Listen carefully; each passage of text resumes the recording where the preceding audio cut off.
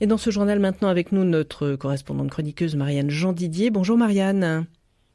Bonjour Erika. Alors aujourd'hui, vous vous arrêtez sur la situation du Rurabus quand la mobilité rurale devient un service sacrifié. Et oui, l'arrêt du Rurabus à Ruffec, faute de subventions, pourrait passer pour un simple épisode local.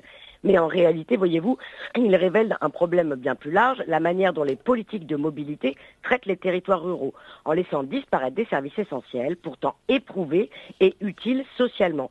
Ce qui se joue ici n'est pas un détail budgétaire, mais bien un choix de société. Alors Marianne, vous nous éclairez sur ce que permettait concrètement ce Rurabus en tant que service de mobilité ? Effectivement, Erika, le Rurabus n'était pas un dispositif marginal.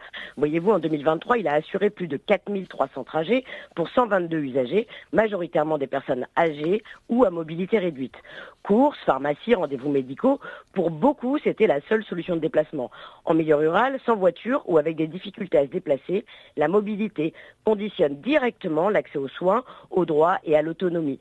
Supprimer ce service, c'est donc créer de la renonciation et de l'isolement social. Le plus frappant reste le calendrier. Le Rurabus s'arrête au moment même où est voté le contrat opérationnel de mobilité du Ruffecquois, qui l'exclut des financements régionaux. Les élus se renvoient la responsabilité entre collectivités et régions, pendant que le service disparaît concrètement pour les usagers. Or, les règles ne sont pas figées. Ne pas financer, c'est faire un choix politique. Et ici, 45 000 € suffisent à faire tomber un service d'utilité sociale reconnu. Alors pour vous, Marianne, le Rurabus dit en fait beaucoup des enjeux réels d'aujourd'hui. Et oui, ce cas met en lumière un angle mort récurrent. On parle beaucoup de mobilité durable, mais très peu de mobilité accessible. En zone rurale, l'enjeu n'est pas uniquement la performance des dispositifs, mais bien leur adéquation aux usages réels. Des acteurs locaux existent pourtant, par exemple comme l'espace public numérique Sud-Charente, qui pourrait appuyer des projets hybrides mêlant mobilité numérique et accompagnement social. Encore faut-il avoir une vision d'ensemble et une volonté de coopération. Le Rurabus n'est pas un problème du passé, mais un test pour l'avenir.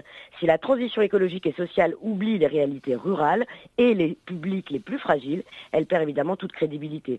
Maintenir des services qui fonctionnent au plus près des besoins, c'est parfois l'acte le plus responsable et le plus innovant qui soit. Merci beaucoup à vous, Marianne. Et il faut préciser aussi qu'il y aura peut-être des suites à ce Rurabus avec la mise en place d'un collectif initié par la CGT du Ruffecquois. Marianne, on vous retrouve évidemment la semaine prochaine.